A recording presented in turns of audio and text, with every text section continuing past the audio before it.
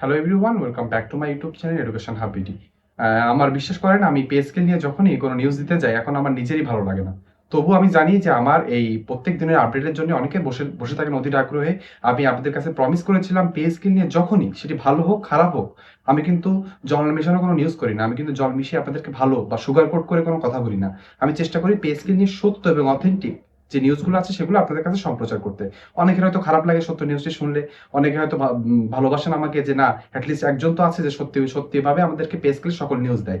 তেমনই একটি নিউজ নিয়ে চলে এসেছি। আমাদের মির্জা ফখরুল, যিনি নতুন নির্বাচিত সরকারের একটি ভালো পর্যায়ে উচ্চ পর্যায়ে রয়েছেন, তিনি কিন্তু আজকে একটি কথা বলেছেন। তিনি বলেছেন যে তেলের দাম বেড়ে যাবে। আপনি জানেন যে তেলের দাম যদি বেড়ে যায়, সেটি পরোক্ষভাবে পুরো বাংলাদেশের মূল্যস্ফীতিকে উঁচু করে তুলবে। দেখা যাবে যে আপনি জানেন যে তেল দিয়ে কিন্তু সকল কিছু হয়।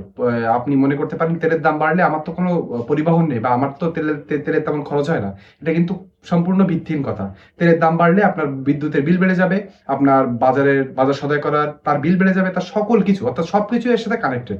সকল কিছু দাম বেড়ে যাবে। এখন কিন্তু সরকারি চাকরিজীবীরা পে স্কেল ছাড়া এক মুহূর্ত বাঁচতে পারবে না।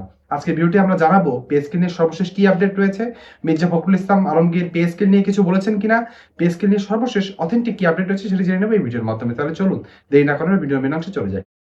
ভিডিওর মেন অংশে আমরা চলে এসেছি। আপনারা জানেন যে বিভাগীয় পর্যায়ে পে স্কেল নিয়ে প্রায় সকল সরকারি কর্মকর্তা কর্মচারীরা কিন্তু আন্দোলন করেছে ঈদ উল ফিতরের আগে, অর্থাৎ রোজাকালীন সময়। এরপরে আমরা আশা করছি আস্তে আস্তে ধীরে ধীরে পুরো বাংলাদেশে এই পে স্কেল নিয়ে আন্দোলন ছড়িয়ে পড়বে। পে স্কেল যদি এবার আর আমরা না পাই, অর্থাৎ এই অর্থ বছর এবং পরের অর্থ বছর, অর্থাৎ যেটা রানিং অর্থ বছর চলছে 2025-26 এবং পরের অর্থ বছর জুলাই থেকে 2026-27, এর ভিতরে যদি পে স্কেল বাস্তবায়ন কোনোভাবে না হয়, তাহলে ধরে নিন সরকারি চাকরিজীবীদের হাতে মূলা ঝুলে যাবে। পে স্কেল নিয়ে সামনে অনেক আন্দোলন আসবে। অনেক সংগঠন আছে পে স্কেল নিয়ে অনেক জোরদার আন্দোলন দিবে। সেগুলো সম্পর্কিত সকল আপডেট এবং পে স্কেল নিয়ে সকল আপডেট পেতে হলে আপনার ইউটিউব চ্যানেলটি সাবস্ক্রাইব করে দিতে হবে, ভিডিওটিতে একটি লাইক করে দিতে হবে এবং কমেন্ট বক্সে আপনার যৌক্তিক মন্তব্য লিখতে হবে। তাহলে চলুন দেরি না করে আমরা আজকের ভিডিওর যে মেইন টপিক রয়েছে সেটি জেনে নিই। তেলের দাম বাড়বে, সামনে কঠিন সময় আসছে, মির্জা ফখরুল ইসলাম আলমগীর এটা জানিয়েছেন। তেলের দাম বাড়লে পুরো অর্থনীতিতে প্রভাব পড়ে, যেটা আপনাদেরকে আগেও জানিয়েছে। কিন্তু সামনে কঠিন সময় আসছে এমন সতর্কবার্তা দিয়েছেন মির্জা ফখরুল ইসলাম আলমগীর। আপনি জানেন তারা কিন্তু নতুন সরকার এসেছে, তারা এসেই এমন নিউজ দিয়েছে, তার মানে বুঝতে হবে সত্যি সত্যি কিন্তু সামনে কঠিন সময় আসছে। আপনারা জানেন তেলের দাম বেড়ে গেলে আপনি বিশ্বাস করবেন না কিভাবে সকল জিনিসের দাম বেড়ে যাবে। এখন যে জিনিসের দাম আপনি 5 টাকা দিয়ে কিনছেন, দেখা যাবে 2-3 মাস পরে সেটির দাম 8 থেকে 10 টাকা হয়ে গিয়েছে। আপনার বেতন তো ঠিকই আছে, আপনার বেতন কিন্তু বাড়েনি। আপনি প্রত্যেক জুলাইতে 5% করে ইনক্রিমেন্ট পাচ্ছেন। 5% ইনক্রিমেন্ট দিয়ে 15 থেকে 20% মূল্যস্ফীতির সাথে আপনি কিভাবে মোকাবেলা করবেন? সরকারি চাকরিজীবীরা প্রায় সব ঋণগ্রস্ত হয়ে যাবে। তারা দেখা যাবে তাদের পরিবারের সদস্যদের সামনে মুখ তুলে দাঁড়াতে পারবে না। আপনারা যদি এখন হাতে হাত দিয়ে আন্দোলনের দিকে না ঝুঁকে পড়েন, তাহলে কিন্তু সরকারি চাকরিজীবীদের হাতে আবার মূলা ঝুলতে চলেছে। তাই সকলকে জানাবো, সকলে সোচ্চার হন। আপনি আপনার জায়গা থেকে পে স্কেল নিয়ে আন্দোলন করুন। আমার কমেন্ট বক্সে অবশ্যই কমেন্ট করে লিখে জানাবেন সরকারের এই নির্বাচিত সরকার পে স্কেল দিবে কি দিবে না, আপনার কি মনে হয়? আমরা কিন্তু, আপনি মনে করেন একটা লাইক একটা কমেন্টে কি হয়, কিন্তু আপনি জানেন না একটা ক্ষুদ্র ক্ষুদ্র বালুকণায় কিন্তু মরুভূমি তৈরি করে। এজন্য আপনাদেরকে সকলকে সব জায়গা থেকে সোচ্চার হতে হবে, একটা কমেন্ট করতে হবে, লাইক করতে হবে, এভাবে কিন্তু ভিডিওগুলোকে সম্প্রচার করতে হবে। বোঝাতে হবে যে সরকারি চাকরিজীবীরা কিন্তু এবার উঠে পড়ে লেগেছে। তারা এই অর্থ বছর না হলে পরের অর্থ বছরে পে স্কেল না দিলে আর মানবে না। এই নিউজটা যখনই সরকারের উচ্চ পর্যায়ে যাবে, তখনই কিন্তু তাদের টনক নড়বে, তার আগে কিন্তু কোনোভাবে টনক নড়বে না। তেলের দাম বাড়লে কি হয়, যেটা আপনাদেরকে বলেছি, পরিবহন খরচ বেড়ে যাবে, উৎপাদন খরচ বেড়ে যাবে, বিদ্যুৎ ও জ্বালানি খরচ বাড়বে। মানে আপনাকে যদি প্রত্যক্ষভাবে কোনো ক্ষতিও না হয় জ্বালানি তেলের জন্য, আপনার পরোক্ষভাবে কিন্তু আপনার পকেট থেকে টাকা চলে যাবে। আপনি বুঝতেও পারবেন না, আপনার পকেট থেকে টাকা চলে যাবে। এটাই কিন্তু তেলের দাম বাড়লে এমনই হবে।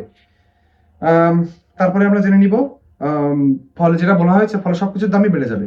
সাধারণ মানুষের উপরে কি কি প্রভাব পড়বে? নিত্য প্রয়োজনীয় পণ্যের দাম বৃদ্ধি পাবে, বাজার খরচ অনেক বেড়ে যাবে, সবচেয়ে বেশি চাপে পড়বেন চাকরিজীবীরা। ঠিকই শুনেছেন, এই নিরীহ চাকরিজীবীরাই কিন্তু, বিশেষ করে সরকারি চাকরিজীবীরা এবং যারা 11 থেকে 20তম গ্রেডে রয়েছেন, তারা কিন্তু অনেক অনেক চাপে পড়তে চলেছেন। কেননা আপনাদের বেতন কিন্তু সেই একই থাকছে, কিন্তু জিনিসপত্রের দাম কিন্তু লাগামহীনভাবে বেড়েই চলেছে। সামনে দেখা যাবে বাড়ি ভাড়াও বেড়ে যাবে। সকল জিনিসপত্রের দাম যখন বেড়ে যাবে, বাড়ি ভাড়া বেড়ে যাবে। আপনার কি বাড়ি ভাড়ার পরিমাণ বেড়েছে? আপনার তো সেই একই জায়গায় রয়েছে আপনার বেতন। এভাবেই কিন্তু সরকারি চাকরিজীবীদেরকে বারবার বঞ্চিত করা হচ্ছে। আপনারা যদি এখনো জেগে না ওঠেন, তাহলে কিন্তু আর সামনে আপনাদের কেউ জাগানোর নেই। আপনাদের আমরা জানি আমাদের সকলের পিঠ কিন্তু দেয়ালে ঠেকে গিয়েছে। এখন যদি আমরা চুপচাপ বসে থাকি এবং মনে করি যে না কোনোভাবে যদি পে স্কেল আসে আমার ব্যাংক অ্যাকাউন্টে টাকা ঢুকে যাবে, এটি মনে করলে কিন্তু কোনোভাবে চলবে না। আপনাদেরকে স্বতঃস্ফূর্তভাবে এগিয়ে আসতে হবে। সকলকে সম্মিলিত হয়ে এক লক্ষ্য, অর্থাৎ আমাদের পে স্কেল দিতে হবে, এক দাবিতে এগিয়ে চলতে হবে। সরকারি চাকরিজীবীদের বর্তমান কি অবস্থা? বেতন অপরিবর্তিত রয়েছে দীর্ঘ 11 বছর ধরে। 2015 সালে লাস্ট 8ম পে স্কেল এসেছিল। এখন 2016 সাল চলছে। 11 বছর, দীর্ঘ 11 বছর পরেও কিন্তু সরকারি চাকরিজীবীদের হাত খালিই থেকে গিয়েছে। অনেক সরকার এসেছে, 2টা নির্বাচিত সরকার আসলো, একটি অন্তর্বর্তীকালীন সরকার আসলো। অন্তর্বর্তীকালীন সরকার আমাদের মনের আশা-আকাঙ্ক্ষা অনেক জাগিয়ে তুলেছিল। আমরা মনে করেছিলাম একটি নির্দলীয় নিরপেক্ষ সরকার এসেছে। তারা সরকারি চাকরিজীবীদের জন্য অনেক বড় কাজ করছে, কিন্তু শেষ দিকে এসে তারা কিন্তু আমাদের হাতে মূলা ঝুলিয়ে দিয়ে গেল। আমাদের অনেক আশা ভরসা তারা ভেঙে দিয়ে গেল। তারা 40,000 কোটি টাকা রেখে দিয়ে গেল এবং বলল পে স্কেল বাস্তবায়ন হয়ে যাবে। কিন্তু এখন দেখছি নতুন নির্বাচিত সরকার এসে সেটি জ্বালানি তেলের জন্য ভর্তুকি, আপনাদের জ্বালানি তেলের জন্য ভর্তুকি দেওয়া হলো, ফ্যামিলি কার্ড বাস্তবায়ন করা হলো, কৃষি ঋণ মকুব করা হলো, কিন্তু সরকারি চাকরিজীবীদের কিন্তু কোনো সুযোগ সুবিধা দেওয়া হলো না। এভাবেই কিন্তু বারবার সরকারি চাকরিজীবীদের ঠকানো হয়। সরকারি চাকরিজীবীর বেতন একই আছে, কিন্তু খরচ বেড়ে চলেছে। বাস্তবে আয় কমে যাচ্ছে, এই বেতনে টিকে থাকা খুবই কঠিন হয়ে গিয়েছে। আমি একটি 10ম গ্রেডের কর্মকর্তা যদি এমন কথা বলতে পারি, আপনাদের অবস্থা আরো খারাপ আমি জানি। এজন্যই কিন্তু বলছি সকলকে সোচ্চার হতে হবে, আর বসে থাকলে হবে না। এখন চলে আসবো আমরা কেন পে স্কেল জরুরি হয়ে পড়েছে। মূল্যস্ফীতির সাথে বেতন সমন্বয় করা দরকার হয়ে পড়েছে, না হলে জীবনযাত্রার মান কমে যাবে। আপনার পরিবারে 5 থেকে 6 জন সদস্য হলে আপনার বর্তমান বেতন দিয়ে আপনি কি চলতে পারছেন? অবশ্যই বুকে হাত রেখে একটি কমেন্ট বক্সে কমেন্ট করবেন যে আপনার বর্তমান বেতন দিয়ে সেটি কয় দিনের সংসার আপনি চালাতে পারছেন, নাকি আপনি ঋণে চলছেন, ঋণে জর্জরিত আছেন, সেটি কিন্তু কমেন্ট বক্সে অবশ্যই জানাবেন। আমরা শুনতে চাই সকল সরকারি চাকরিজীবীদের তাদের মনের আর্তনাদ আমরা জানতে চাই। কর্মীদের হতাশা বাড়বে, সরকারি চাকরিজীবীদের প্রশাসনের প্রভাব পড়তে পারে। পে স্কেল না দিলে কি ঝুঁকি আসছে সামনে? আর্থিক সংকট বাড়বে, অসন্তোষ বাড়বে, কাজের মান কমে যেতে পারে। এমনি সরকারি চাকরিজীবীদের জানি, সরকারি চাকরি ও সরকারি যে সার্ভিসগুলো আছে সেগুলোর কাজের মান সবাই মনে করে কম। আপনি বেতন দিবেন কম এবং মনে করবেন অস্ট্রেলিয়া, ইউএসএ দেশের মতো মানের আপনি সার্ভিস চাবেন, সেটি কিন্তু কোনোভাবে সম্ভব নয়।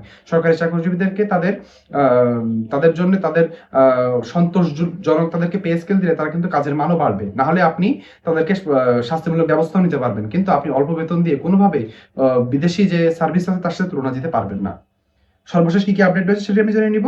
সর্বশেষ আপডেট রয়েছে পে স্কেল নিয়ে নতুন আপডেট আসতে পারে, পরবর্তী জাতীয় সংসদ অধিবেশনে আলোচনা হওয়ার সম্ভাবনা রয়েছে। অর্থাৎ আমরা জানি যে ঈদের পরপরই কিন্তু জাতীয় সংসদ অধিবেশন আবার শুরু হবে। সেখানে পে স্কেল নিয়ে যখনই কোনো আপডেট আসবে ভিডিওর মাধ্যমে আমাদেরকে জানিয়ে দিব। আমরা মনে করছি খুব তাড়াতাড়ি পে স্কেল নিয়ে একটি ইতিবাচক আপডেটই কিন্তু আমাদের সামনে আসতে পারে। সরকার পরিস্থিতি পর্যবেক্ষণ করছে, সামনে কি হতে পারে একটু জেনে নিই। চলতি সংকটের কারণে এখনোই বাস্তবায়ন কঠিন হয়ে পড়েছে নবম পে স্কেল। তবে আশা করা যাচ্ছে পরবর্তী অর্থ বছরে পে স্কেল আসতে পারে। ঠিকই শুনেছেন, পরবর্তী অর্থ বছর বলতে 2026 সালের অর্থ বছর। 2026 সালের জুলাই থেকে নতুন অর্থ বছর আসছে এবং সেখান থেকে আশা করছি আমরা নবম পে স্কেলটি আংশিক হলেও বাস্তবায়ন হতে চলেছে। ধাপে ধাপে বাস্তবায়ন হতে পারে, যেটা আপনাদেরকে জানালাম। এটাই কিন্তু পে স্কেল নিয়ে সর্বশেষ আপডেট। ইনডাইরেক্টলি এটুকুই বলতে চাই শেষে এসে যে জ্বালানি তেলের দাম যখন বেড়ে যাবে তখন কিন্তু সবকিছুর দাম বেড়ে যাবে। আপনারা যদি এবার আপনাদের খোলস থেকে না বের হন, বা আপনারা যদি মনে করেন যে এখন চুপ করে থাকলেও চলবে, তাহলে কিন্তু সরকারি চাকরিজীবীরা বড় ধরনের ভুল করবে। এখন চুপ করে থাকা যাবে না। ভিডিওতে লাইক করবেন, কমেন্ট করবেন, এটি শেয়ার করবেন এবং সকলকে নিজের জায়গা থেকে সোচ্চার হতে হবে। তাহলেই কিন্তু নতুন নির্বাচিত সরকারের টনক নড়বে এবং পে স্কেল আসতে পারে। আজকের ভিডিওটি এই পর্যন্ত। পে স্কেল নিয়ে যখনই কোনো এক্সক্লুসিভ আপডেট এবং নিউজ আসবে সেটি আমার ভিডিওর মাধ্যমে জানিয়ে দিব। আপনাদের এই ইউটিউব চ্যানেলটি সাবস্ক্রাইব করতে হবে, ভিডিওটিতে লাইক করতে হবে, সাবস্ক্রাইব করার পর বেল আইকনটি টিপে দিতে হবে। তাহলে পে স্কেল নিয়ে যখনই কোনো নিউজ দিব, আমি আপলোড দিব, সেটি আপনার সামনে চলে যাবে। কমেন্ট বক্সে অবশ্যই আপনার যৌক্তিক বক্তব্য লিখবেন। আজকের ভিডিওটি এই পর্যন্ত। সকলে ভালো থাকবেন। ধন্যবাদ।